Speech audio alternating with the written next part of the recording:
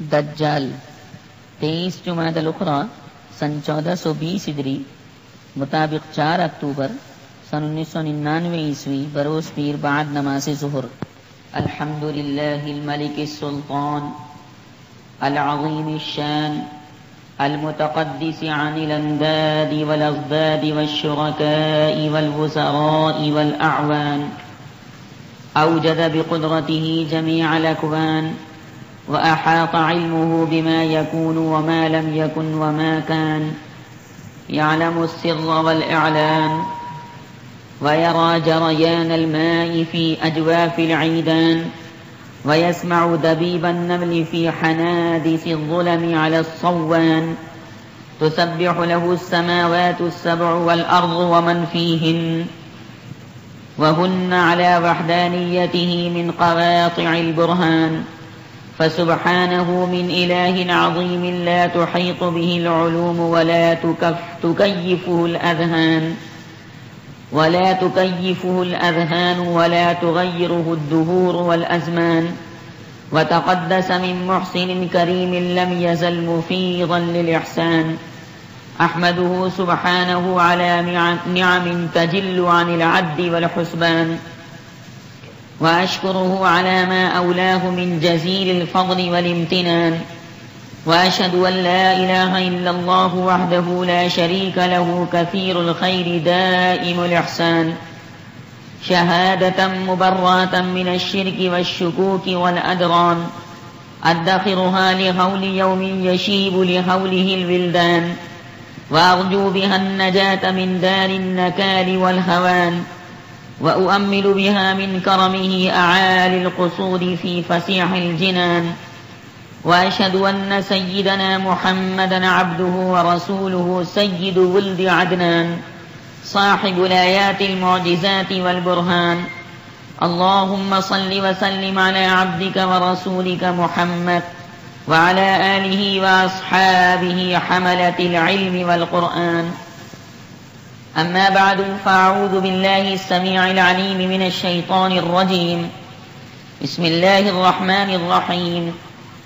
هل ينظرون إلا الساعة أن تأتيهم بغتة فقد جاء أشراطها، فأنى لهم إذا جاءتهم ذكراهم.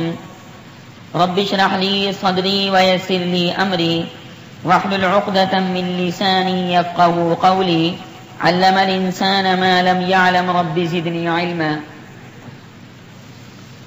خواتین و حضرات، اللہ سبحانہ و تعالی نے اس عالم دنیا کو، عالم فانی کو، عالم آب و گل کو پیدا فرمایا اور اس میں انسان کے افراد کو وجود بخشا تاکہ اس عالم دنیا، عالم فانی کے اندر رہتے ہوئے انسان ہمیشہ ہمیشہ رہنے والے عالم آخرت کی دائمی زندگی کو بہتر بنانے کی کوشش کرے، تگ و دو کرے، سعی بلیغ کرے، اللہ سبحانہ و تعالی کو راضی کرنے کی کوشش کرے تاکہ باری تعالی کی جانب سے رضامندی کا پروانہ حاصل ہو جانے کے بعد انسان کی دنیاوی زندگی بھی خوشحالی کے ساتھ گزرے اور قبر والی زندگی بھی، عالم برزخ والی زندگی بھی خوشحالی کے ساتھ، مسرت و شادمانی کے ساتھ گزرے، اور آخرت کے اندر جہاں تمام متقدمین اور تمام متاخرین ہوں گے، تمام اولین ہوں گے، تمام آخرین ہوں گے، اس کو رسوائی کا منہ دیکھنا نہ پڑے، اور باری سبحانہ و تعالی کی جانب سے اس کو ان تینوں عالموں کے اندر اعزاز و اکرام کے حلے اور جوڑے پیش کیے جائیں، اور اللہ سبحانہ و تعالی کے فرشتے بھی اور تمام کی تمام مخلوقات بھی اس کے صلاح اور تقوی اور حلم اور نیکی اور اعمال صالحہ کے اوپر خوش رہیں۔ باری تعالی نے اسی بنیاد پر اس عالم دنیا کو پیدا فرمایا، اور اس عالمی دنیا کو پیدا فرمانے کے بعد افراد انسانی کو، افراد بشری کو وجود عنایت فرمایا، لیکن ساتھ ساتھ دنیا کے اندر انواع اور اقسام کے فتنے اور شرور پائے جاتے ہیں۔ اسلام کے مخالفین، ایمان کے دشمن، قرآن کریم کے دشمن، اللہ اور اس کے رسول صلی اللہ علیہ وسلم کے دشمن دنیا کے اندر پائے جاتے ہیں۔ یہ دشمن مشرق میں بھی ہیں، مغرب میں بھی ہیں، جنوب میں بھی ہیں، شمال میں بھی ہیں، عرب کے اندر بھی ہیں، عجم کے اندر بھی ہیں۔ دنیا کے مختلف علاقوں اور مختلف خطوں کے اندر ان دشمنان اسلام کا، کفار کا، مشرکین کا، فجار کا، فساق کا وجود ہے، جو ہر طرح اسلامی مضبوط متین قلعے کو مسمار کرنے کے لیے تگ و دو کرتے رہتے ہیں۔ راتوں کو پلاننگ بناتے ہیں، دن کے اجالے کے اندر میٹنگیں کرتے ہیں تاکہ اسلام کی مضبوط دیوار منہدم ہو جائے، سیسا پلائی ہوئی دیوار کے اندر دراڑ پیدا ہو جائے، ضعف پیدا ہو جائے، کمزوری پیدا ہو جائے، اور اسلام کا بڑھتا ہوا سفینہ آگے بڑھنے سے رک جائے، اسلام کی ترقیات رک جائیں، اسلام کا فروغ رک جائے۔ چنانچہ یہ دشمنان اسلام اپنی تگ و دو میں لگے رہتے ہیں، اپنی ناکام مساعی کے اندر لگے رہتے ہیں، پر اللہ سبحانہ و تعالی نے بہت پہلے اس بات کا فیصلہ فرما لیا ہے کہ جو دین مصطفی ہے، جو دین محمدی ہے، جو دین احمدی ہے، جس کو میرے آقا صلی اللہ علیہ وسلم اللہ سبحانہ و تعالی کی جانب سے اس دنیا کے اندر لے کر تشریف لائی ہیں، اس دین محمدی کو تمام دینوں کے اوپر غالب کر کے رہوں گا، اور تمام کے تمام دین اس دین اسلام، دین ایمان، دین قرآن کے سامنے جھک جائیں گے۔ چنانچہ اللہ تعالیٰ نے اپنے کلام پاک کے اندر بہت وضاحت کے ساتھ اس مضمون کو بیان فرما دیا ہے۔ هو الذي أرسل رسوله بالهدى ودين الحق ليظهره على الدين كله وكفى بالله شهيدا محمد رسول اللہ۔ اللہ وہ ہے کہ جس نے اپنے رسول محمد مصطفیٰ صلی اللہ علیہ وسلم کو دین برحق دے کر بھیجا ہے تاکہ دین اسلام کو تمام دینوں کے اوپر غالب کر دے۔ چنانچہ جب سے دین اسلام دنیا کے اندر آیا ہے، برابر اس کے مخالفین اس کو ذلیل اور رسوا کرنے اور پست کرنے کی تگ و دو کے اندر لگے رہتے ہیں، لیکن بہرحال اللہ سبحانہ و تعالی کا پلان، خالق کائنات کا پروگرام، رب کائنات کی ترکیب اور تدبیر، تمام تراکیب اور تمام تدابیر کے اوپر غالب آ جانے والی ہے۔ ایسا ہی دنیا کے اندر ہوتا چلا آیا ہے۔ چنانچہ قرب قیامت میں جب قیامت کے قائم کرنے کا اللہ سبحانہ و تعالی حکم دے دیں گے تو اس زمانے سے پہلے اللہ سبحانہ و تعالی کے پیارے دین اسلام کا ایک بہت بڑا دشمن دنیا کے اندر وجود پذیر ہوگا، دنیا والوں کو بے چین کرے گا، دنیا کے اندر دائیں بائیں فساد برپا کرے گا، قتل و غارت گری کو قائم کرے گا۔ یہ بہت بڑا دشمن اسلام ہوگا۔ احادیث کریمہ کے اندر اس کو دجال کہا گیا ہے۔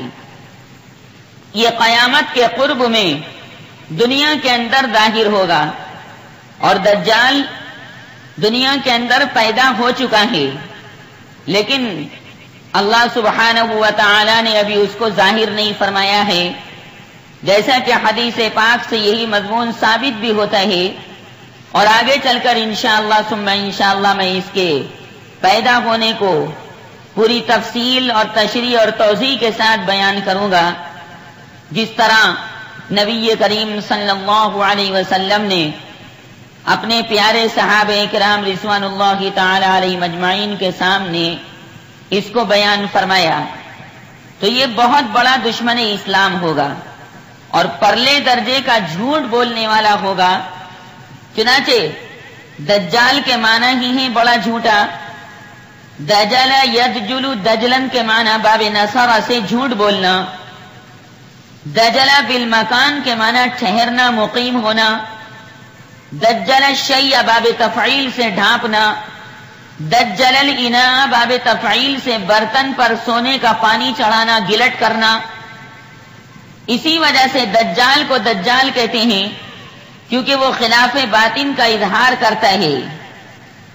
دجال سونے کے پانی کو بھی کہتے ہیں۔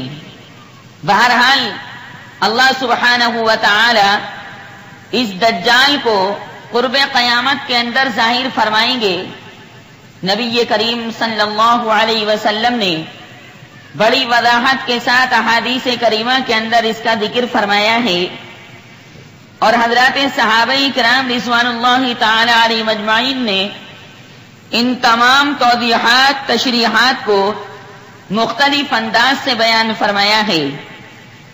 چنانچہ مسلم شریف کے اندر حضرت عمران ابن حسین رضی اللہ تعالی عنہ سے مروی ہے، عن عمران ابن حسین رضی اللہ تعالی عنہ قال سمعت رسول الله صلى الله عليه وسلم يقول ما بين خلق آدم إلى قيام الساعة أمر أكبر من الدجال، رواه مسلم۔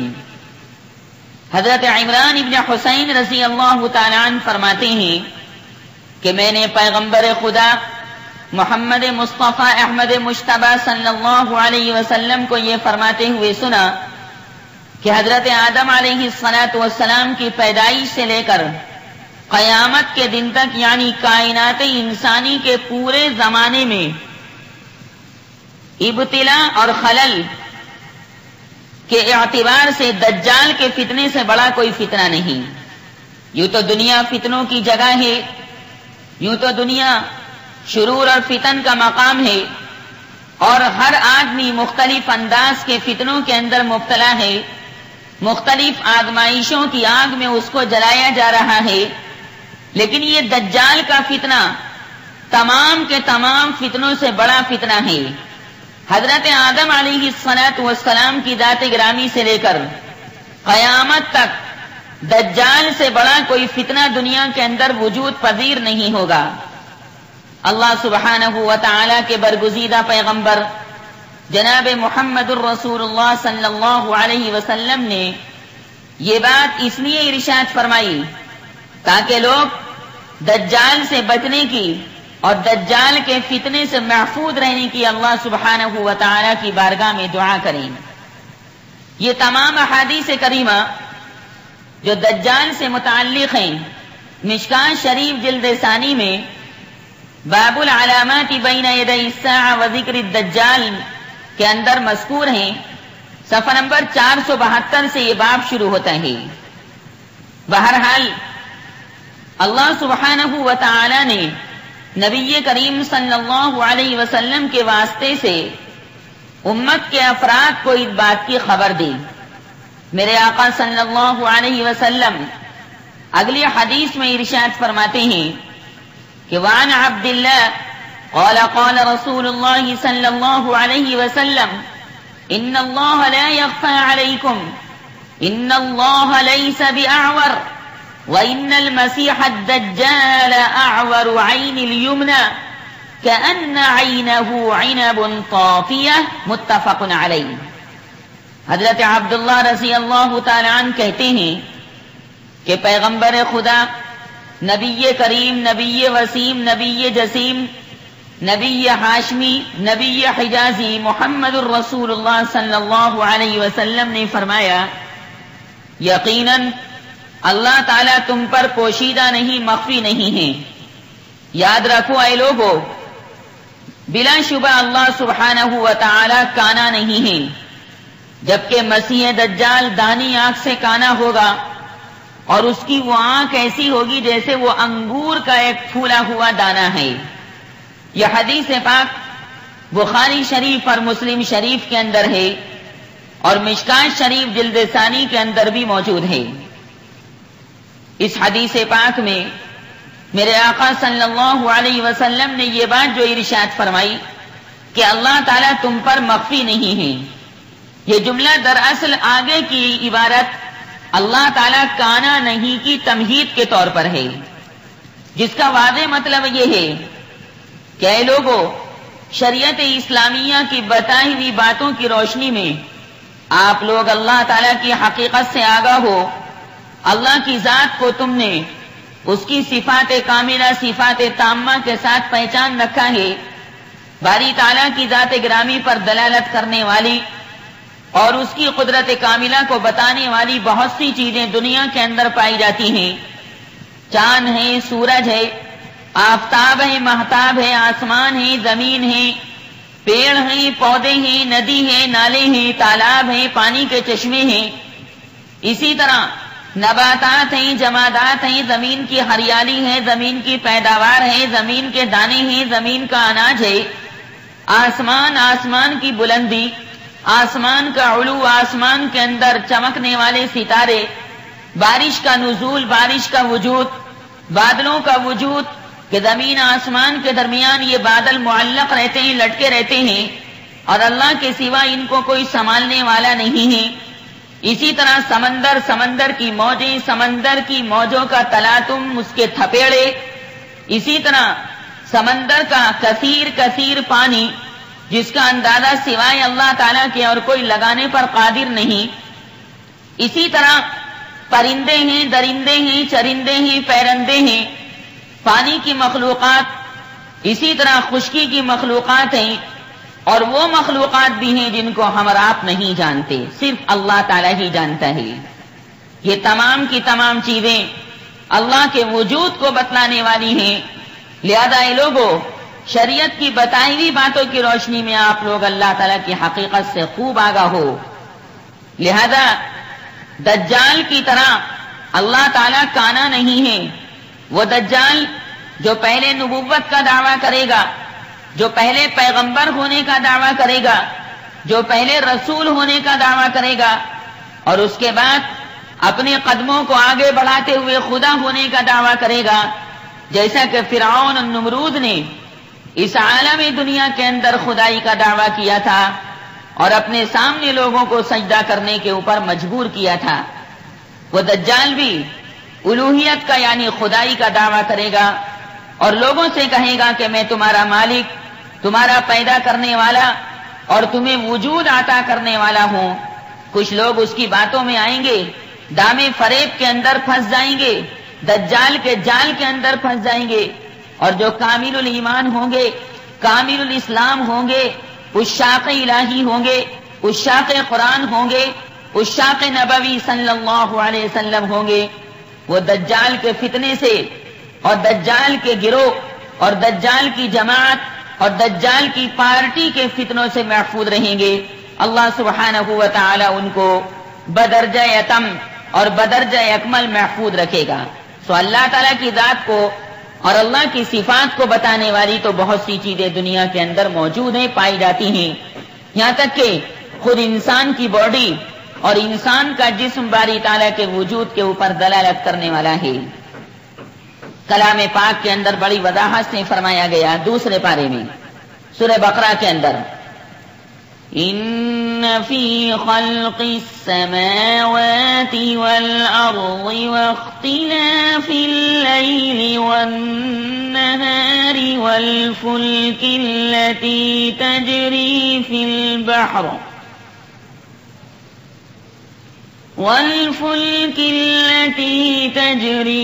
البحر بما ينفع الناس وما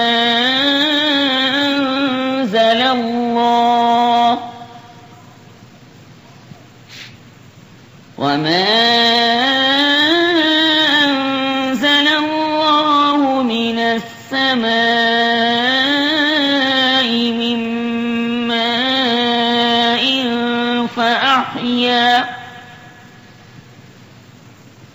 فأحيا به الأرض بعد موتها وبث فيها من كل دابة وتصريف الرياح والسحاب المسخر بين السماء والأرض لآيات لقوم يعقلون. اللہ تعالیٰ نے اس آیت کریمہ میں اپنی قدرت کاملہ کی 8 نشانیوں کا ذکر فرمایا، جس کے موضوع کے اوپر مستقل میری کیسٹ بھی موجود ہے. بہرحال نبی کریم صلی اللہ علیہ وسلم نے لوگوں کے سامنے اس بات کو ارشاد فرمایا کہ دیکھو، جب دجال کا ظہور ہو اور دجال اپنی شعبدے بازیوں اور فریب کاریوں کے ذریعے اے لوگوں تمہیں تمہارے رب کے بارے میں گمراہ کرنا چاہے تو تم گمراہ نہ ہونا، کیونکہ اللہ تعالیٰ کانا نہیں ہے. اس جملے کا یہ مطلب نہیں کہ اللہ سبحانہ و تعالیٰ کے اعضاء ہیں، اللہ کی کوئی آنکھ ہے، کوئی ناک ہے، کوئی بھوں ہے، کوئی پیشانی ہے، کوئی بال ہے، کوئی رخسار ہے، کوئی ٹھوری ہے. نہیں، اللہ تعالیٰ اعضاء سے بالکل منزہ اور مبرہ، پاک و صاف ہے. اس کے ذریعے یعنی اللہ تعالیٰ کانا نہیں، اس جملے کے ذریعے اللہ تعالیٰ کی ذات و صفات میں کسی نقصان اور عیب کی نفی کرنا مراد ہے کہ اللہ کی ذات کے لیے کوئی جسمانی عضو اور اس عضو کو صحیح و سالم ثابت کرنا مراد ہرگز نہیں. گویا اصل مقصد یہ واضح کرنا ہے کہ اللہ تعالیٰ انسان کی جنس میں سے نہیں ہے، اور نہ اس کے آدمیوں جیسی آنکھیں چہ جائے کہ وہ کانا ہو، ہرگز نہیں. میرے آقا صلی اللہ علیہ وسلم نے اس حدیث پاک کے اندر ارشاد فرمایا ہے کہ اے لوگوں، دجال کی یہ پہچان میں آپ کو بتائی دیتا ہوں کہ وہ دانی آنکھ کے اعتبار سے کانا ہوگا، اور اس کی آنکھ ایسی ہوگی جیسے وہ انگور کا ایک پھولا ہوا دانہ ہے. چنانچہ علماء نے ارشاد فرمایا ہے کہ دجال کی آنکھ کے سلسلے میں مختلف روایات اور مختلف احادیث کریمہ پائی جاتی ہیں. بعض حدیثوں کے اندر یہ فرمایا گیا ہے کہ دجال کی آنکھ نہ ابھری ہوئی ہوگی اور نہ دھسی ہوئی ہوگی. یعنی خلاصہ کلام یہ نکلا کہ ایک آنکھ تو دجال کی بالکل سپاٹ ہوگی، یعنی آنکھ سرے سے ہوگی نہیں، اور ایک آنکھ کا ہوگا، اور وہ آنکھ بھی ایسی جیسے انگور کا پھولا ہوا دانہ، یعنی اس آنکھ کے اندر عیب ہوگا اور اس آنکھ کے اوپر گوشت کا پھولا ہوا دانہ انسانوں کو دکھائی دے گا. ایک آنکھ اس کے بالکل نہیں ہوگی، بالکل سپاٹ، وہاں پر کھالی کھال ہوگی، جس کو عربی میں ممسوح العین کہا جاتا ہے، یعنی مٹی ہوئی آنکھ والا. ممسوح العین کے معنی مٹی ہوئی آنکھ والا. بعض احادیث میں تو یہ ہے، سنیں، کہ اس کی دانی آنکھ کانی ہوگی، اور بعض احادیث میں ہے کہ وہ بائیں آنکھ سے کانا ہوگا. کسی میں دائیں فرمایا، کسی میں بائیں فرمایا. لیکن یہ لوگوں کے اپنے دیکھنے کے اعتبار سے فرمایا گیا ہے. کیا مطلب؟ ایک دیکھنے والا دجال کو دیکھے گا تو اس کو اس کی داہنی آنکھ کانی نظر آئے گی، اور دوسرا دیکھنے والا اسی دجال کو دیکھے گا تو اس دیکھنے والے کو بائیں آنکھ اس کی کانی نظر آئے گی. اسی طرح باقی تمام کے تمام دیکھنے والے ہوں گے. تو یہ جو بعض احادیث میں فرمایا گیا کہ وہ دانی آنکھ سے کانا ہوگا، اور بعد میں فرمایا گیا کہ وہ بائیں آنکھ سے کانا ہوگا، یہ دیکھنے والوں کے اپنے مختلف انداز کے اعتبار سے ہوگا کہ بعضوں کو جناب اس کی دانی آنکھ خراب نظر آئے گی اور بعضوں کو بائیں آنکھ خراب نظر آئے گی. بہرحال ایک آنکھ تو بالکل نہیں ہوگی، سپاٹ ہوگا، ممسوح العین. اور دوسری آنکھ بھی اگر ہوگی تو دوسری آنکھ کے اوپر بھی انگور جیسا ایک پھولا ہوا دانہ ہوگا. یہ نبی کریم صلی اللہ علیہ وسلم نے اس حدیث پاک کے اندر ارشاد فرمایا، اور یہ حدیث پاک جیسا کہ میں نے ابھی عرض کیا بخاری شریف اور مسلم شریف کے اندر موجود ہے۔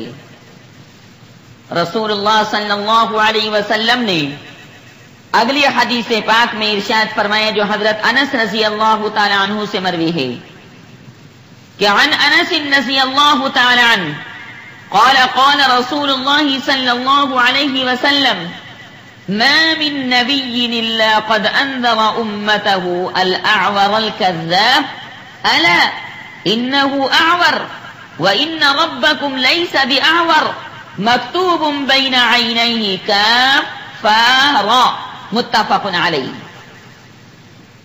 حضرت انس رضی اللہ تعالی عنہ کہتے ہیں کہ پیغمبر خدا صلی اللہ علیہ وسلم نے فرمایا، لوگوں ایسا کوئی نبی اور رسول دنیا کے اندر نہیں گزرا جس نے اپنی امت کو جھوٹے کانے دجال سے نہ ڈرایا ہو۔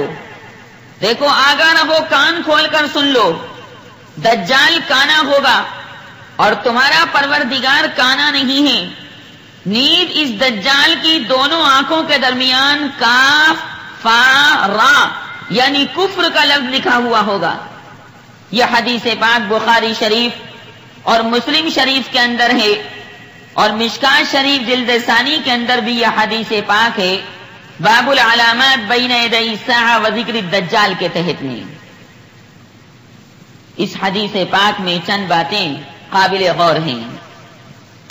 پہلی بات تو حضرت آمنہ کے در یتیم نبی کریم صلی اللہ علیہ وسلم نے یہ ارشاد فرمائی کہ دیکھو دنیا کے اندر جو بھی نبی بن کر آیا اللہ تعالی کی جانب سے، اور دنیا کے اندر جو بھی اپنے سر پر تاج رسالت اور تاج نبوت رکھ کر آیا اور باری تعالیٰ نے اس کو نبوت اور رسالت سے سرفراز فرما کر اپنا نبی بنایا، اپنا پیغمبر بنایا، اپنا رسول بنایا، اپنا نمائندہ برحق بنایا، ہر نبی نے، چاہے اے لوگوں تمہیں اس نبی کا نام معلوم ہو اور چاہے اس نبی کا نام معلوم نہ ہو، ہر نبی نے اپنی امت کو کانے دجال سے ڈرایا۔ بڑی تفصیل کے ساتھ پیغمبر خدا صلی اللہ علیہ وسلم ان تمام چیزوں کو بیان فرما رہے ہیں۔ حضرت آدم نے کانے دجال سے ڈرایا، حضرت نوح نے کانے دجال سے ڈرایا، حضرت ابراہیم نے کانے دجال سے ڈرایا، حضرت اسماعیل نے کانے دجال سے ڈرایا، حضرت اسحاق نے کانے دجال سے ڈرایا، حضرت یعقوب نے کانے دجال سے ڈرایا، اسی طرح حضرت یوسف نے کانے دجال سے ڈرایا، حضرت یونس نے کانے دجال سے ڈرایا، حضرت ایوب نے کانے دجال سے ڈرایا، اسی طرح دوسرے پیغمبروں نے کانے دجال سے ڈرایا۔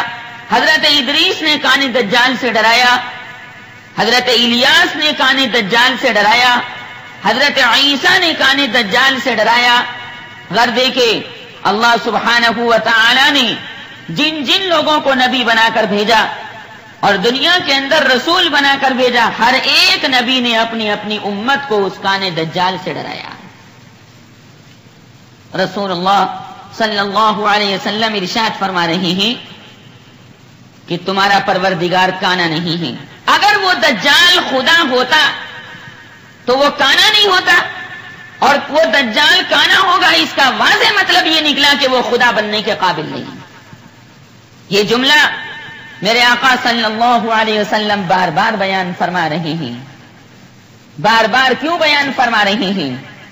اسی بنیاد کے اوپر بیان فرما رہے ہیں کہ دیکھو اللہ سبحانہ و تعالی تمام کے تمام عیوب سے بالکل پاک و صاف ہے۔ اللہ سبحانہ و تعالی کے اندر کوئی نقص نہیں، کوئی کمی نہیں۔ باری تعالیٰ کی تمام صفات کامل صفات ہیں۔ اللہ سبحانہ و تعالی کے تمام کام، تمام افعال، تمام اشغال اور تمام امور اور تمام کی تمام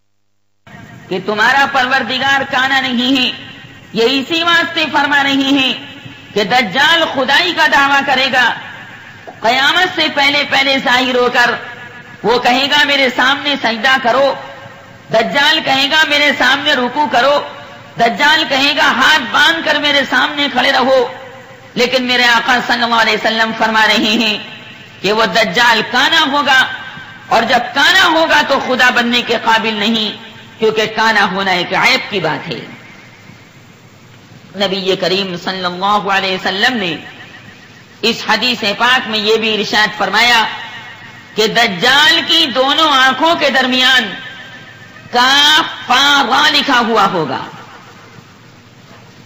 دجال کی دونوں آنکھوں کے درمیان کاف فا را یعنی کفر کا لفظ لکھا ہوا ہوگا، اور ایک حدیث پاک میں جو عن قریب آ رہی ہے کہ اس کی دونوں آنکھوں کے درمیان لفظ کافر لکھا ہوا ہوگا، ایک ہی بات ہے، کفر کا لفظ لکھا ہوا ہو یا کافر کا لفظ لکھا ہوا ہو، ایک ہی بات ہے۔ چنانچہ اللہ تعالیٰ دجال کی دونوں آنکھوں کے درمیان کاف فا را کو یا لفظ کافر کو لکھا ہوا ظاہر فرمائیں گے۔ یہ بات اس وجہ سے ظاہر فرمائیں گے کہ دجال بہت بڑا جادوگر ہوگا، دجال بہت بڑی شعبدے بازیاں دکھلائے گا، دجال فریب کاریوں کے ذریعے سے کام لے گا، ان فریب کاریوں اور جھوٹی باتوں اور شعبدے بازیوں کے ذریعے لوگوں کو اپنی جانب مائل کرنا چاہے گا، اور تمام کے تمام لوگوں کو اپنی جانب راغب کرنا چاہے گا، لیکن اللہ تعالیٰ اس کی دونوں آنکھوں کے درمیان کاف فا را یا لفظ کافر لکھ کر اشارہ فرمائیں گے کہ دیکھو لوگوں اس کی بات مت ماننا، کیونکہ یہ کافر ہے، دجال کافر ہے، دجال مخالف اسلام ہے، دجال مخالف قرآن ہے، دجال مخالف خدا ہے، دجال مخالف جنت ہے، دجال مخالف اسلام ہے، دجال دشمن صحابہ ہے، دشمن اولیاء کرام ہے، دشمن صلاح ہے، دشمن تقوی ہے، یہ نیکی کے برگوبار لانے نہیں دے گا۔ لوگوں ہوشیار رہنا، ہوشیار رہنا، یہ دجال کافر ہے، چاہے کتنی اپنی قدرت کو ظاہر کرے، چاہے کسی کو مار کر دکھائے، چاہے کسی کو زندہ کر کے دکھائے، چاہے کسی کے ٹکڑے کر کے دکھائے، لوگوں ہوشیار رہنا، ہوشیار رہنا۔ دیکھو اس کی پیشانی، دیکھو اس کی پیشانی کے اوپر کافر کا لفظ لکھا ہوا ہے، یہ اس بات کی جانب اشارہ ہے کہ یہ اللہ تعالیٰ کی جانب سے نہیں ہے، اللہ کے دین کا حمایتی نہیں ہے۔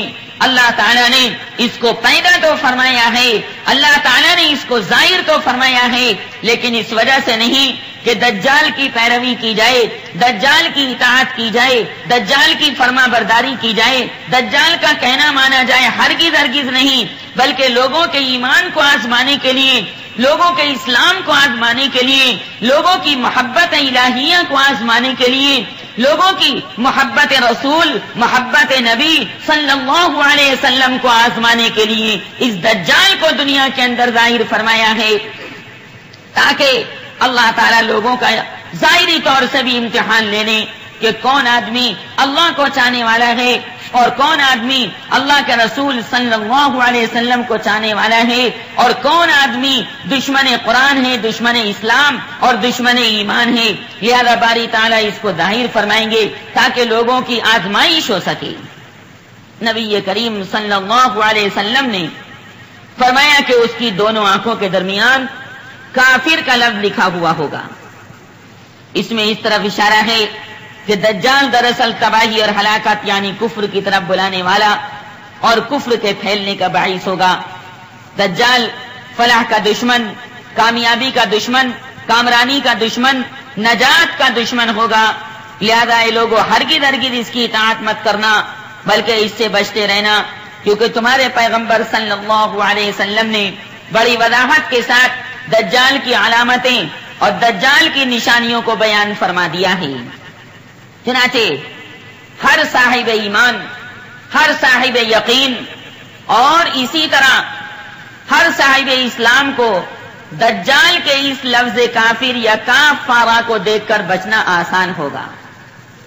میرے آقا صلی اللہ علیہ وسلم جو تمام کی تمام نیکیوں اور بھلائی کو پھیلانے کے لیے اخلاق حمیدہ، اخلاق کریمانہ کی تکمیل فرمانے کے لیے دنیا کے اندر تشریف لائے تھے، انہوں نے اگلی حدیث میں ارشاد فرمایا کہ وعن ابی ہریرہ رضی اللہ تعالی عنہ قال قال رسول اللہ صلی اللہ علیہ وسلم الا احدثكم حدیثا عن الدجال ما حدث به نبی قومه انه اعور فانه يجيء معه بمثل الجنة والنار فالتي يقول انها الجنة هي النار واني انذركم كما انذر به نوح قومه متفق علیہ۔ حضرت ابو ہریرہ رضی اللہ تعالی عنہ ارشاد فرماتے ہیں کہ ایک دن پیغمبر خدا صلی اللہ علیہ وسلم نے فرمایا دیکھو آگاہ رہو، میں تمہیں دجال کے بارے میں ایسی بات بتاتا ہوں جو کسی اور نبی نے اپنی قوم سے نہیں بتائی ہے۔ لوگوں وہ بات یہ ہے کہ دجال کانا ہوگا۔ ہر نبی نے اپنی اپنی قوم کو دجال کے ظہور سے ڈرایا تو صحیح، لیکن کسی نبی نے دجال کے بارے میں یہ نہیں فرمایا کہ وہ کانا ہوگا، مگر رسول اللہ صلی اللہ علیہ وسلم کی ذات گرامی نے دجال کے بارے میں یہ بھی فرمایا کہ وہ کانا ہوگا۔ میرے آقا صلی اللہ علیہ وسلم تفصیل کے ساتھ دجال کی علامتوں اور دجال کی نشانیوں کو بیان فرما رہے ہیں، کیونکہ اللہ تعالیٰ نے قیامت تو ابھی بھیجی نہیں، قیامت اپنے وقت مقرر پر آئے گی، قیامت اپنے وقت متعین پر آئے گی، لیکن اللہ تعالیٰ نے قیامت کی چھوٹی بڑی نشانیوں کو بیان فرما دیا ہے کہ دیکھو یہ بھی قیامت کی نشانی، یہ بھی قیامت کی نشانی، یہ بھی قیامت کی نشانی۔ قیامت کی کچھ نشانیاں چھوٹی ہیں جو عام طور سے لوگوں کے سامنے ظاہر ہوتی رہتی ہیں، اور قیامت کی بعض نشانیاں بڑی بڑی نشانیاں ہیں۔ انشاءاللہ ان قیامت کی بڑی بڑی نشانیوں کا تذکرہ کسی اور درس کے اندر کروں گا۔ آج کے درس میں دجال کے بارے میں آپ حضرات کے سامنے میں کچھ چیزیں عرض کر رہا ہوں۔ چنانچہ کلام پاک میں اس کو بیان فرمایا گیا، اس آیت کریمہ کے اندر جو میں نے آپ حضرات کے سامنے خطبے کے بعد پڑھی تھی، هل ينظرون إلا الساعة أن تأتيهم بغتة فقد جاء أشراطها فأنى لهم إذا جاءتهم ذكراهم۔ یہ کفار اور مشرکین بس قیامت کا انتظار کر رہے ہیں، تو لو قیامت کی نشانیاں تو آن پہنچی ہیں، قیامت کی علامات تو دنیا کے اندر آن پہنچی ہیں، قیامت بات کو آ جائے گی، جس کے واقع ہونے اور جس کے دنیا کے اندر پائے جانے کا حقیقی علم اللہ سبحانہ و تعالی کے علاوہ کسی اور کو نہیں ہے، لیکن بہرحال قیامت قائم ضرور ہوگی، قیامت واقع ضرور ہوگی۔ اذا وقعت الواقعة ليس لوقعتها كاذبة اذا رجت الارض رجا وبثت الجبال بثا فكانت هباء منبثا۔ نبی کریم صلی اللہ علیہ وسلم نے ارشاد فرمایا کہ جب دجال ظاہر ہوگا تو اپنے ساتھ دجال جنت بھی لائے گا، اپنے ساتھ دجال دوزخ بھی لائے گا، نقلی جنت اور نقلی دوزخ لائے گا۔ جنت دوزخ کی مانند دو چیزیں دجال ساتھ لیے پھرے گا، لہذا اے لوگوں جس چیز کو دجال جنت کہے حقیقت میں وہ چیز آگ ہوگی. میں تمہیں اس دجال سے ڈراتا ہوں جیسا کہ حضرت نوح علیہ الصلوۃ والسلام نے اپنی قوم کو اس سے ڈرایا تھا. یہ حدیث پاک بھی بخاری شریف اور مسلم شریف کے اندر موجود ہے، اور مشکات شریف جلد ثانی میں بھی باب العلامات بین یدی الساعہ و ذکر الدجال کے اندر موجود ہے. مطلب یہ ہے کہ دجال کے پاس چونکہ بڑی زبردست تلسماتی طاقت ہوگی، اس لیے دجال اپنے ساتھ ایک بہت بڑا باغ اور آگ کا بھنڈا لیے پھرے گا، جس کو وہ اپنی جنت اور دوزخ سے تعبیر کرے گا. یا جنت سے مراد آسائش اور راحت کے سامان یا اس کے الطاف اور عنایات ہیں، اور دوزخ سے مراد رنج و کلفت کی چیزیں اور اس کی ایذا رسانیاں ہیں. حقیقت میں وہ آگ ہوگی.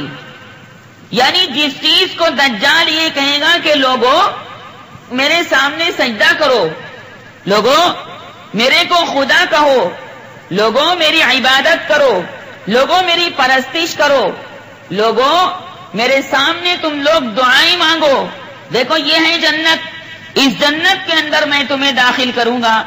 میرے آقا صلی اللہ علیہ وسلم ارشاد فرما رہے ہیں کہ اے لوگوں، دجال جس چیز کو جنت کہے گا حقیقت میں وہ دوزخ ہوگی، اور جس چیز کو دجال دوزخ کہے گا حقیقت میں وہ راحت و آرام کا سامان ہوگا. یا یہ مطلب ہے کہ جب آدمی دجال کے اوپر ایمان لے آئے گا اللہم احفظنا، تو دجال اپنی بنائی ہوئی جس جنت کے بارے میں کہے گا کہ یہ جنت ہے، تو اللہ تعالیٰ دجال پر ایمان لانے والے انسان کے لیے دجال کی جنت کو دوزخ بنا دے گا. یعنی آرام کی چیز کو کلفت اور رنج و غم والی چیز بنا دے گا. چنانچہ دنیا کے اندر بھی ایسا وجود ہوگا، ایسا ظہور ہوگا دجال کے زمانے میں، لیکن اخروی اعتبار سے بھی یہ بات صحیح ہے، آخرت کے اعتبار سے بھی یہ بات صحیح ہے کہ جو آدمی دجال کا کہنا مانے گا، اللہ تعالیٰ کی نافرمانی کرے گا، باری تعالیٰ کی بارگاہ سے بغاوت کرے گا اور دجال کی اطاعت کر کے اس کی جنت کے اندر جائے گا، ایسا انسان قیامت میں اللہ سبحانہ و تعالیٰ کی جانب سے دوزخ کی آگ میں جلا دیا جائے گا، اور دوزخ کے انگارے اور دوزخ کے سانپ بچھوؤں کے اندر ڈال دیا جائے گا. معلوم یہ ہوا کہ نبی کریم صلی اللہ علیہ وسلم یہ بات ارشاد فرمانا چاہتے ہیں کہ لوگوں دجال کا کہنا مت ماننا بلکہ اپنے پروردگار کا کہنا ماننا. جیسے آج تم دجال کا کہنا مان رہے ہو، ہرگز نہیں، بلکہ اللہ سبحانہ و تعالیٰ کا کہنا ماننا، اللہ سبحانہ و تعالیٰ کی اطاعت کرنا. باری تعالیٰ نے جو قرآن کریم بھیجا اس قرآن کریم کے اوپر یقین رکھنا، اللہ کی ذات و صفات کے اوپر یقین رکھنا. چنانچہ نبی کریم صلی اللہ علیہ وسلم نے اگلی حدیث پاک میں ارشاد فرمایا کہ وعن حذیفہ رضی اللہ عنہ عن النبی صلی اللہ علیہ وسلم قال ان الدجال يخرج وان معه ماء ونارا فاما الذي يراه الناس ماء فنار تحرق واما الذي يراه الناس نارا فماء بارد عذب فمن ادرك ذلك منكم فليقع في الذي يراه نارا فانه ماء وعذب طيب متفق عليه. حضرت حذیفہ رضی اللہ تعالی عنہ ارشاد فرما رہے ہیں کہ رسول خدا صلی اللہ علیہ وسلم نے ارشاد فرمایا کہ دجال اس حالت میں ظاہر ہوگا کہ دجال کے ساتھ پانی ہوگا اور دجال کے ساتھ آگ بھی ہوگی. سنو، تاہم لوگ جس چیز کو پانی سمجھیں گے، جس چیز کو پانی سمجھیں گے وہ حقیقت میں جلانے والی ہوگی، اور جس چیز کو لوگ آگ سمجھیں گے وہ حقیقت میں ٹھنڈا اور شیریں پانی ہوگا. بس تم میں سے جو آدمی اس کو یعنی دجال کو یا اس کی فریب کاریوں کی مذکورہ چیزوں کو پائے تو اس کو چاہیے کہ وہ اس چیز میں گرنا پسند کرے جس کو وہ آگ کی صورت میں دیکھے. یعنی دجال اس کے جھٹلانے سے ناراض ہو کر اس کو اپنی آگ میں ڈال دے گا، کیونکہ حقیقت میں وہ آگ نہیں ہوگی بلکہ نہایت شیریں اور پسندیدہ پانی ہوگا۔ یہ حدیث پاک بخاری شریف اور مسلم شریف اور مشکاۃ شریف جلد ثانی کے اندر موجود ہے۔ خواتین و حضرات، اس حدیث پاک میں یہ جو فرمایا کہ دجال کے ساتھ پانی ہوگا، تو پانی سے مراد اسباب عیش، اسباب راحت میں سے وہ چیز ہے جس کا بظاہر بہت قریبی تعلق پانی سے ہوگا، اور جس کے ذریعے دجال لوگوں کو اپنی اطاعت کی طرف مائل کرے گا۔ اسی طرح آگ سے مراد وہ چیز ہے جو بظاہر اذیت اور تکلیف میں مبتلا کرنے والی ہوگی، ورنہ حقیقت کے اعتبار سے وہ ان لوگوں کو کوئی تکلیف اور اذیت نہیں پہنچائے گی جو اس دجال کو جھٹلائیں گے اور اس کی اتباع کرنے سے انکار کریں گے۔ لوگ جس چیز کو پانی سمجھیں گے، اس کا مطلب یہ کہ دجال جن چیزوں کو ان لوگوں کی نظر میں عیش اور راحت کی چیزیں کر کے دکھائے گا، یا جن چیزوں کو وہ اذیت اور تکلیف پہنچانے والے اسباب ظاہر کرے گا، وہ حقیقت کے اعتبار سے برعکس ہوں گی۔ لہذا اللہ سبحانہ و تعالی کے برگزیدہ پیغمبر جناب محمد الرسول اللہ صلی اللہ علیہ وسلم ارشاد فرما رہے ہیں کہ دیکھو، جس چیز کو دجال آگ کہے تم اس آگ کے اندر گرنا پسند کرنا، کیونکہ حقیقت میں وہ آگ تمہارے لیے گلے گلزار بن جائے گی، کیونکہ تم اللہ تعالیٰ کی اطاعت کر رہے ہوگے، اور جو آدمی اللہ تعالیٰ کی اطاعت اور فرما برداری کرتا ہے، اللہ تعالیٰ اس کے لیے راحت اور آرام کے اسباب کو مہیا فرما دیتا ہے۔ اس لیے دجال پر بھروسہ نہ کرنا، دجال پر توکل نہ کرنا، بلکہ ذات باری تعالیٰ پر توکل کرنا۔ وَمَن يَتَوَكَّلْ عَلَى اللَّهِ فَهُوَ حَسْبُهُ إِنَّ اللَّهَ بَالِغُ أَمْرِهِ قَدْ جَعَلَ اللَّهُ لِكُلِّ شَيْءٍ قَدْرًا۔ ایسے جیسے اللہ تعالیٰ نے حضرت ابراہیم علیہ السلام کے لیے آگ کو بالکل سلامتی کی چیز بنا دیا تھا، اگرچہ نمرود بادشاہ نے حضرت ابراہیم کو جلوانے کے لیے، حضرت ابراہیم کے مبارک جسم کے چیتڑے اڑوانے کے لیے ہزاروں من لکڑیوں کو جمع کروایا تھا کہ ایسی آگ کے اندر خلیل اللہ حضرت ابراہیم علیہ السلام کو ڈالوں گا کہ جس کی لپٹیں اور جس کے شعلے آسمان سے باتیں کرنے والے ہوں گے۔ لیکن اللہ تعالیٰ نے 7 آسمانوں کے اوپر سے فیصلہ فرما لیا تھا کہ نمرود، تو جس آگ کو جلا رہا ہے میرے خلیل، میرے دوست ابراہیم علیہ السلام کے لیے، اور تو ابراہیم کو، میرے دوست کو فنا کرنا چاہتا ہے، موت کے گھاٹ اتارنا چاہتا ہے، تو ابراہیم کے چراغ زندگی کو گل کرنا چاہتا ہے، ابراہیم کو نسیہ منسیہ کرنا چاہتا ہے، ابراہیم کو فنا کرنا چاہتا ہے، ابراہیم کے وجود کو ختم کرنا چاہتا ہے، اس آگ کے اندر جلا کر، اس آگ کے اندر ابراہیم کے جسم کو خاکستر کر کے۔ لیکن اے نمرود، اے جھوٹے خدا، سن لے، اگر میں نے تیری اس زبردست آگ کو، جس کے شعلے اور جس کی لپٹیں آسمان سے باتیں کر رہی ہیں، اگر میں نے اس تیز آگ کو ابراہیم کے واسطے چمن نہ بنا دیا تو میری خدائی کیا ہوگی؟ لہذا نمرود سن لے، میرا ابراہیم اگرچہ آگ کے اندر ڈالا جائے گا، لیکن آگ جلانے میں مجھ خدا کی محتاج ہے، آگ جلانے کے اندر، فنا کرنے کے اندر مجھ خدا کے حکم کی محتاج ہے۔ جب تک ایک خدا کا حکم نہیں ہوگا، کسی کو جلانے کے لیے آگ جلا نہیں سکتی۔ لوگ صاحب بڑی بڑی دھمکیاں دیتے ہیں، ارے مار دیں گے، جان سے ختم کر دیں گے، گولی مار دیں گے، رائفل مار دیں گے، بندوق مار دیں گے، تمنچا مار دیں گے، لاٹھی سے مار دیں گے، 2 ٹکڑے کر ڈالیں گے، اسی طرح مارنے کے بعد لاش کو کھیت کے اندر ڈال دیں گے۔ لیکن کہنا بہت آسان ہے، اس کرنے کے اندر تاثیر جب پیدا ہوگی جب اللہ چاہے گا۔ کوئی آدمی چاہے مرد ہو یا عورت ہو، اپنے موت کے وقت سے نہ پہلے مر سکتا ہے نہ بعد میں مر سکتا ہے، اور جس طرح اللہ تعالیٰ انسان کو مارنا چاہتا ہے اسی انداز سے مرتا ہے۔ بڑے بڑے بکنے والے بکتے رہتے ہیں، اسی طرح فساد مچانے والے فساد مچاتے رہتے ہیں. جب موت آئے گی تو کوئی آدمی اس انسان کو مرنے سے روک نہیں سکتا، اور اگر نہیں آئے گی تو کوئی مار نہیں سکتا. یہ مومن کا پکا عقیدہ ہونا چاہیے. حضرات صحابہ کرام رضوان اللہ تعالی علیہ مجمعین کا عقیدہ راسخہ یہی تھا. ہاں، احتیاط بڑی چیز ہے.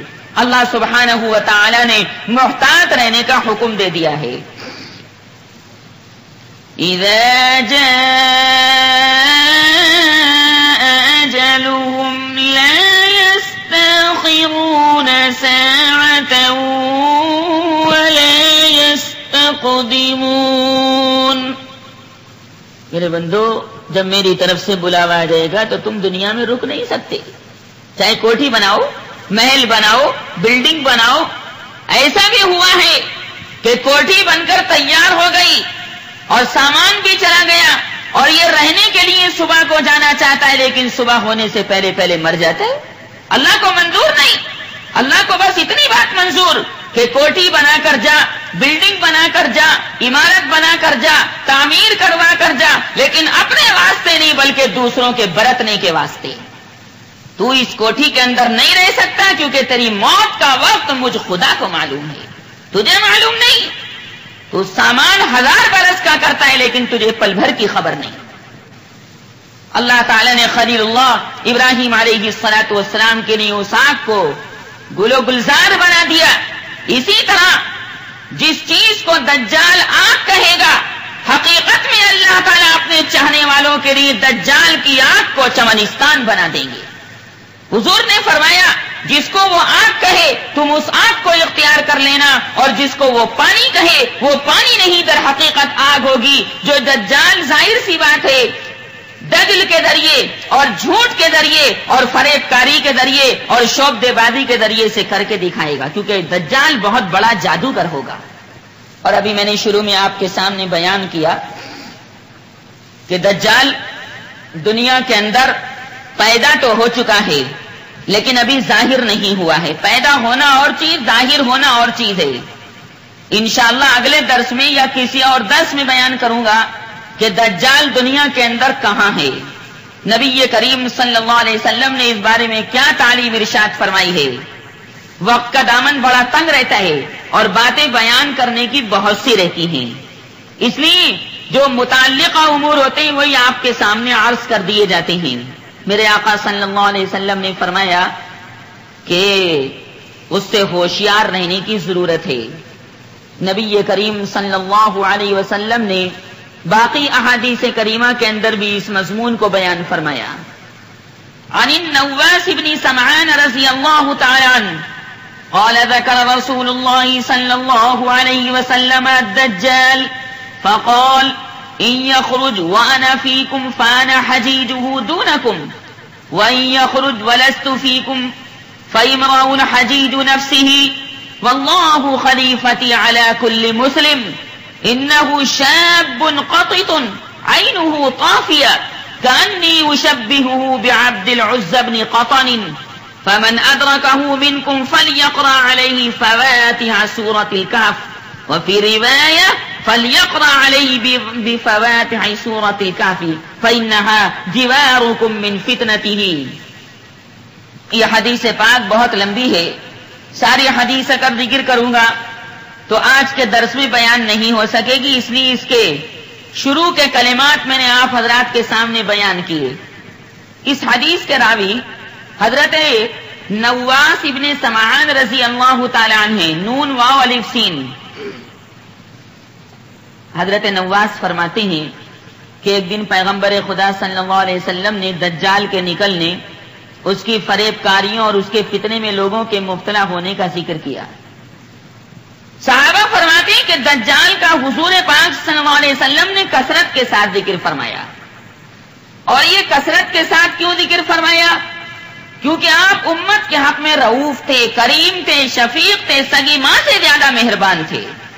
چاہتے تھے کہ تمام خیر اور تمام بھلائی امت کے واسطے کھول کر رکھ دوں اور میرا کوئی امتی ضلالت کے گڑھے میں جا کر نہ گرے گمراہی کے گڑھے میں جا کر نہ گرے، بلکہ سیدھے سیدھے راستے پر چلے، عورتیں بھی سیدھے راستے پر چلیں اور مرد بھی سیدھے راستے پر چلیں۔ رسول اللہ صلی اللہ علیہ وسلم اسی بات کو چاہتے تھے۔ امت کے حق میں بڑے رؤوف اور کریم، اسی بنیاد پر بار بار مختلف انداز سے اور مختلف زاویوں سے دجال کا ذکر فرمایا۔ میرے آقا صلی اللہ علیہ وسلم نے حضرات صحابہ کرام رضوان اللہ تعالی علیہم اجمعین کے سامنے، بس اللہ تعالیٰ جس طرح اپنے بندوں کے اوپر مہربان رہتا ہے، نبی کریم صلی اللہ علیہ وسلم اپنی امت کے حق میں اتنے ہی مہربان ہیں۔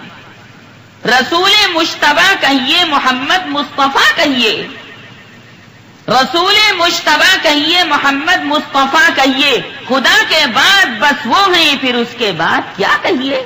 اللہ کے بعد تو بس محمد ہی کا نمبر ہے صلی اللہ علیہ وسلم۔ رسول مشتبہ کہیے، محمد مصطفیٰ کہیے، خدا کے بعد بس وہ ہیں، پھر اس کے بعد کیا کہیے؟ شریعت کہے یہ اسرار ختم الانبیاء کہیے، حضور آخری نبی ہیں۔ شریعت کہے یہ اسرار ختم الانبیاء کہیے، محبت کا تقاضا ہے کہ محبوب خدا کہیے صلی اللہ علیہ وسلم۔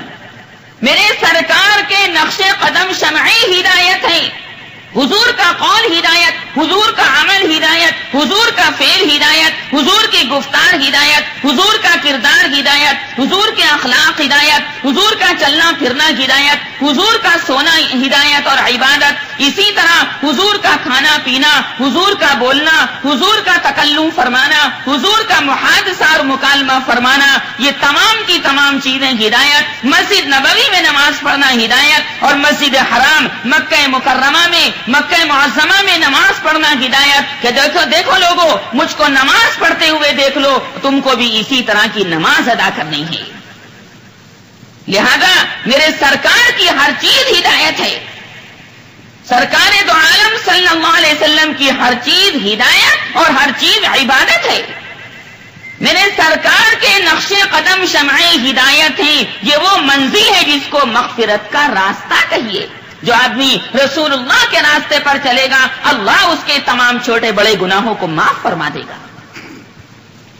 میرے سرکار کے نقش قدم شمعی ہدایت ہیں، یہ وہ منزل ہے جس کو مغفرت کا راستہ کہیے۔ محمد کی نبوت دائرہ ہے نور وحدت کا، محمد کی نبوت دائرہ ہے نور وحدت کا، اسی کو ابتدا کہیے، اسی کو انتہا کہیے، کہ میرے آقا صلی اللہ علیہ وسلم کا نور حضرت آدم کے پیدا کرنے سے پہلے پیدا کر دیا گیا تھا۔ محمد اپنے نور کے پیدا ہونے کے اعتبار سے سب سے پہلے نبی ہیں، اور محمد صلی اللہ علیہ وسلم دنیا میں آنے کے اعتبار سے آخری نبی ہیں۔ حضرت آدم کا پتلا ابھی تیار نہیں ہوا، پانی اور مٹی کے درمیان پڑا ہوا ہے، کہ اللہ نے اپنے فضل و احسان سے میرے آقا کا نور کامل پیدا فرما دیا تھا۔ یہ ہمارا آپ کا راسخ عقیدہ ہے۔ محمد کی نبوت دائرہ ہے نور وحدت کا، اسی کو ابتدا کہیے، اسی کو انتہا کہیے۔ غبار راہ طیبہ سرمے چشمے بصیرت ہے۔ ارے مدینے کی خاک تو ہمارے لیے آنکھوں کا سرما ہے، سرمے نرگسی اور سرمے کوہل الجواہر، اور بریلی اور رامپور کے بنے ہوئے سرما میں وہ بات نہیں جو خدا کی قسم مدینے کی مٹی کے اندر برکت ہے۔ حضور نے فرمایا صلی اللہ علیہ وسلم کہ میرے شہر مدینہ منورہ کی خاک کے اندر اللہ نے بیماریوں کی شفا رکھی ہے، بس ایمان کے ساتھ اور عقیدہ راسخہ کے ساتھ اس کو استعمال کرنا ضروری ہے۔ غبار راہ طیبہ سرمے چشمے بصیرت ہے، یہی وہ خاک ہے جس خاک کو خاک شفا کہیے۔ حضور کے مدینے کی خاک اور مٹی اگر زخم پر لگا لی جائے، خدا کی قسم زخم اچھا ہو جائے۔ کینسر کے زخم پر لگا لی جائے، خدا کی قسم اللہ کینسر کو اچھا کر دے۔ میرے آقا صلی اللہ علیہ وسلم کے پاک شہر مدینہ منورہ کی مٹی کی برکت سے، کہ اللہ نے وہاں کی مٹی میں یہی خاصیت رکھی ہے۔ اس نے کہا گیا ہے کہ جہاں نبی کریم صلی اللہ علیہ وسلم کا جسم مبارک جس مٹی سے ٹچ ہے، خدا کی قسم حضور کے جسم سے لگنے والی مٹی اللہ کے عرش اعظم سے افضل ہے۔ یہ ہمارا عقیدہ ہے۔ غبار راہ طیبہ سرمے چشم بصیرت ہے، یہی وہ خاک ہے جس خاک کو خاک شفا کہیے۔ مدینہ یاد آتا ہے تو پھر آنسو نہیں رکتے۔ اس سے پوچھو جس کو حضور سے محبت ہے، دنیا کے محبوبوں سے نہیں، دنیا کی لڑکیوں سے نہیں، دنیا کے لڑکوں سے نہیں، بلکہ محبوب خدا کو اس نے محبوب بنا رکھا ہے۔ محبوب خدا محمد مصطفیٰ احمد مجتبیٰ صلی اللہ علیہ وسلم کو اس نے اپنا محبوب بنا رکھا ہے، اور محبوب کی گلی کا کتا بھی پیارا ہوتا ہے۔ لہذا جو نبی کریم صلی اللہ علیہ وسلم سے سچی پکی محبت کرنے والا ہے، وہ حضور کے شہر مدینہ منورہ سے بھی پکی سچی محبت کرنے والا ہوگا۔ لہذا حضور کے شہر مدینہ منورہ کو یاد کر کر کے اس کی آنکھوں سے آنسوؤں کی لڑی بہ پڑتی ہے۔ مدینہ یاد آتا ہے تو پھر آنسو نہیں رکتے۔ میری آنکھوں کو ماہر چشمہ آب بقا کہیے۔ نبی صلی اللہ علیہ وسلم نے اپنی امت کے حق میں رافت اور رحمت فرماتے ہوئے دجال کا ذکر فرما دیا تاکہ لوگ دجال کے فتنے سے محفوظ رہیں۔ میرے آقا صلی اللہ علیہ وسلم نے ارشاد فرمایا کہ جو آدمی پابندی سے سورہ کہف پڑھے گا، اللہ دجال کے فتنے سے اس کو محفوظ رکھیں گے۔ سورہ کہف 15ویں پارے میں ہے اور 16ویں پارے کے شروع پہ جا کر ختم ہو جائے۔